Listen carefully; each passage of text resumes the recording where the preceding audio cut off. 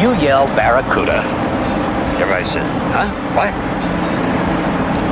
You yell shark. We've got a panic on our hands on the 4th of July. Shut up. I'm rich. I'm richer than all this, you Hollywood trash. A, you can never go too far. B, if I'm gonna get busted, it is not gonna be by a guy like that. I'll be back. Here's Johnny. He is Paul, Minnesota Sports Lifer. We love having him on the program. I don't think he knows what's coming today, but I want to start with something completely off the rails here, because I know you are, what do you call you, as the head man for the main thing, the band, the fabulous band, the main thing. You're the guy, and because I'm in your short list, I presume, of friends, I got a thing. You got a deal coming up. I want to talk about it. Well, what? You send that out to the masses, 12 of us, something like that? It's on my phone. I can look it up. Just the fact that you assume my list of friends is short, that just speaks volumes. How about you and me? How about you and me? That isn't the point. The point is you got another... You could do better, Al. I don't like to risk it. I know what I have, and I like what I have, and I'll stick with what I got. Where's the main thing? You got a deal, and I didn't get it all. It's like a 5-minute, you get one, you play the B-52s and get out? That's it? One song? Yeah, so the city of Hastings, southeast metro area, they're doing the Hastings Hootenanny, and it's our first time playing at the Hootenanny. What this is intended to be a very raw sort of event where it's like, don't polish it up. You've got a 30-minute slot, 5 minutes to set up, 25 minutes to play. So plug in and play. And at the bottom of the hour, unplug and get off the stage because there's another band coming in and they need the 5 minutes to set themselves up. So that's I like that. I've seen you set up, though. I think it was at whatever that was, and I'm going to forget the name of the bar. The last place you're in. Yeah, you guys had like a 3-hour setup time. You were there. You take your time. Yes. This is new for us, and I time myself too, right? So I've got the most work. Guitarists, can get away with, a guitar, a chord, and a pedal. But I've got keyboards, right? So I got a keyboard stand. I got 2 keyboards. I put up a Macintosh for all the sounds. And how about those prima donna? I got it done in under 5 minutes. We can do that. How about those prima donna singers? They can't step up and help out a little bit. You tell them you plug in these 3. I am tapping the singers. Okay, good. They got nothing. They stand up. They don't. I didn't even see these girls, good-looking gals, by the way. They don't even plug their own microphones in. They just show up and say, "Hey, I'm ready to sing." Yeah, that's I'm ready to sing. Yeah. We call it LSD, lead singer disease. Oh, so see, now we're getting into the inside skinniest stuff. I like that. All right, so when is that? I want people to go to Hastings if they can go. I'm going to try to get there. When is that? Yeah, at Hastings Hootenannies. It's Saturday, April 26th. And it's going. We play a 5:30 p.m. slot at the Legion, but all the places in downtown Hastings that have a stage or a corner have bands rotating through on the half hour. You can park it and just watch the bands come to you, and they just rotate through. How many bands? Anything that you donate. Oh my gosh, there's like. Well, that has to be massive numbers. Oh yeah. No, it's huge. Each place has minimum, 15 bands rolling through, and then some bands have multiple gigs, so they play one place and tear down, and then go to the next place and play in 2 hours or whatever. So rotating around, lots of bands. It's all in a free will offering. It looks like you can pay $20 of suggested, but it's free to attend. But the money would go to support Hastings music programs. So it's a cool fundraiser too. So all right, wow, you guys are the best. Okay, that would be Saturday, fun. It would actually be fun to watch. April, and we'll be there at 5:30 at the Legion. Get 30 minutes of the main thing and then 30 minutes of somebody else. So I love it. Great. Okay. Switching over to sports. Masters is underway, the greatest week of the year. The weather looks good. You get excited about it. Thursday round, Rose comes out, shoots 7 under. I mean, fantastic. That will switch. The course will get harder and harder. But it doesn't even become the story of the day. I think you said before you got McIlroy chip one over the green and into the water. I mean, that's a story, but that isn't even the story of the day. The story of the day is this poor amateur guy. Let me bring his name up here because he's going to be famous. Jose Ballester. Jose Luis Ballester. He's invited to the Masters as an amateur. I think only 8 get invited, very good golfers. And he's on like the 13th hole, 12th hole, 13th hole with Justin Thomas. Got to be loving playing with that guy. And Justin has some issues on the green. They're discussing something, whatever. But poor Jose had to use the bathroom. And when you go over a running creek in the babbling water, that doesn't help. I'm telling you from experience, it doesn't help. So then there's massive cameras on you. You're playing golf to begin with, and the world is watching. And Jose forgot that at the next tee box was a biffy, but he had, guy got to do what a guy got to do. So he walked over the side of the hill and piddled into Rays Creek. And I just laughed because this is Rays Creek. I know the name of the creek. I've never been to the damn state. So it's the most famous creek in all of golf. And he peed in it. Yeah, this is not going to your municipal course and hiding behind a tree like most guys end up doing when they can't wait for the. Now, also, there's I would hope Augusta has a lot of biffies, for all the fans and golfers, etc. When you go to the municipal course or your local course, you might have one, the furthest hole out. They'll hold it for 3-4 holes. They don't have biffies everywhere, so it's different. But he's never good. He could win every tournament from here on out. The Masters will never invite him back again. When the head story of the day is the young kid who went and tinkled, and then he said it was so funny. He thought he was off where no one can see you. Where's that at this golf course? Every camera in the world's out there. The blimp is up and every human's out there. But he said he got the biggest round of applause he's ever gotten as he came back onto the green. I bet. Yeah, that's appropriate. Yep. So no, that'll be interesting. It's too bad because you're a good golfer, good enough to make the Masters. Don't unplug all that goodwill, or maybe in some folks' eyes, he got a lot of goodwill. I want him to golf at my golf course. I want to see everywhere. Everything's open. Don't worry, buddy. You relax and go use what you got to use. Trees. Can I share a quick story about my father-in-law? He was on the board of directors for what was it? Waseca Country Club, and the ladies' auxiliary there had written a letter to the board, or at least somebody had, one of these ladies saying they're very upset that these young men were using the outdoors as a biffy. And my father-in-law wrote a very nice letter back, and to the gist of was, we really appreciate your concern. You are right. It doesn't seem fair that these guys are just wandering around aimlessly doing their business. So as a club, we'd like to extend the right for you and anyone else to go ahead and use the trees as their biffy, and we extend that same right to the ladies. Never talked about it again. For the next 10 years, never. They've just said, all right, you can. It's open. Yeah. It's a nice story. Well, I want to go to break early. We have, of course, the Wolves and the Twins to talk about, but let's give it time to do that. I want to short sheet the bed. I've got him, Paul, and the Wild. Everything's coming to... Go ahead and produce the show, Paul. People can't see it. You got to watch it on like Paul's pointing to his hat. He's got his Wild hat on. We'll talk the Wild, too. It's all coming up right after this. Dust from gravel roads and driveways does more than make your car dirty inside and out. It gets down into your lungs, and it's bad for your health. Now there's an environmentally friendly solution for your dust problems. It's called DustLock. DustLock can control all your summer dust problems with just one application. Protect your vehicle and your lungs. Learn more at dustlock.com. Do you have a closet full of old videos, photos, slides, or films? Regain that space and preserve those memories for future generations. Visit archivinglifemedia.com or call 952-829-8018. See how safe and simple it is to digitize all your media. Gain peace of mind knowing that all those important memories will be saved and can be seen and shared again. Do it today. Check out archivinglifemedia.com or give them a call, 952-829-8018.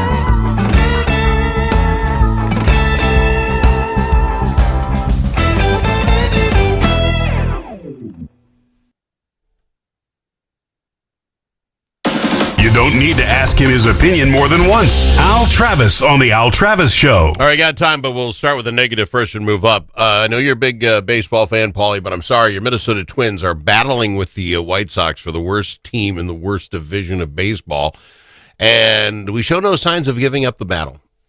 As a team, we're batting 199.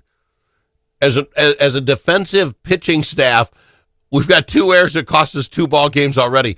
It's strange to watch. It's 6th grade baseball. You want to stick up for them? I'm overstating it. No, I don't want to stick up for the way they played. No, okay. Not at all. Not at all. So I don't know. You know, the attendance is going to continue to go down, especially with this weather. And it's not fun to sit in a ballpark when it's, 39, 45 degrees, Are you saying put a dome on it? I love that you've come around, Paul. No, I would not say that. I would just say that you're not, why bother coming out and shivering while your team is so bad on the field? I agree with you. Come on. It's that bad. Please. And I'm not calling for anybody's head, but how long with the talent do we have and the non-production? This batting thing is nuts for me. We saw it last year. We're 1-9 in like the last 10 ball games with guys in scoring position, some weird stat like that. That was all last year. Is that a coaching thing? Or is it, the mentality of the men? Yeah, I don't know. Okay. You need some clutch in your team. The one clutch guy we know we got is Royce Lewis. He's Mr. Grand Slams. He's Mr. hitting home runs in the postseason. We got a clutch guy, but he's on the shelf. So we could use some more clutch in some other guys. Fair enough. All right, I don't want to beat it. It's another 160 games or something we got to play. Want to go over the Timberwolves, which is getting exciting again because, of course, we show up sometimes, sometimes we don't. Since last week, okay, let's go one game before last night. The game before, I turn it off. We have a 25-point lead, going into the fourth quarter, and I'm like, I'm going to bed. I'm not staying up. I wake up when we lost. Biggest collapse in franchise history that was. Yeah. Last night's game, I think we were down 5 at half, but I was tired, and I'm like, I'm going to go to bed. I'll find out about it in the morning. We come out with the best quarter we've ever had, 52 points, and kind of coast to that win, which is great over Ja and all the rest of them. But what team shows up on any given night? I just don't know. Yeah, it is. It's weird. It's hard to know, and that's what's also frustrating is that we've been to the finals last year. We've seen what the team is capable of. With winning last night, was huge against Memphis too, who's in that log jam, and it gives us a shot at getting into the top 6. And if you could do that, you could beat anybody. You've already beaten OKC a couple times this year, right? You've already beaten all the top teams. So set yourself up, get some home playoff games. But I've said this a couple times on this show. Maybe people getting mad at me. But if you could find 3 ball games, Paul, and just take the one where you had a 25-point lead and you screwed that up. If you just found 3 ball games all year long, maybe other teams can say, you're in 3rd place. You're in 3rd place, and you're not worrying. You're playing home games for whoever comes your way. And here we are. We may have to, because of those, we gave up 3 games, might have to play a play-in series to then get to go play OKC. Yeah, and not have any time off. That's the key here, too, is just to get some time off, get your bodies right after 80-some games. Nobody who's won a playoff play-in playoff series has made it very far because the other team is rested. So that's the key. Get to the top 6, and they got 2 games here to wrap this up here with Brooklyn and Utah should beat them. Yeah. Yep. So don't play down to their level. Take care of business, and here's my worry. We've had the easiest schedule, not that they would know that, making it out at the beginning of the year, but we've had the easiest schedule for the last 3 weeks of the year.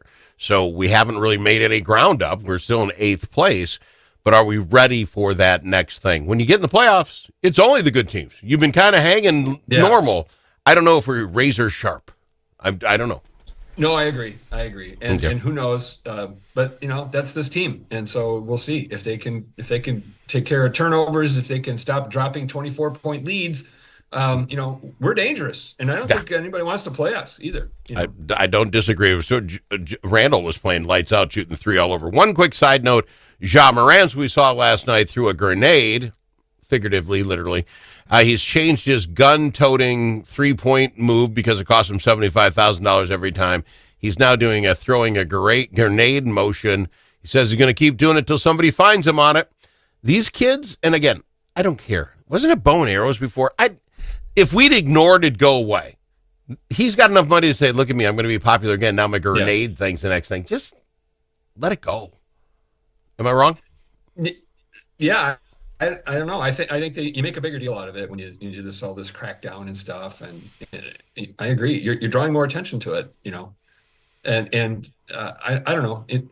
I haven't played basketball, so I don't know, why that is such a big deal. And I'm trying to think of other sports where, you have that sort of, inclination to.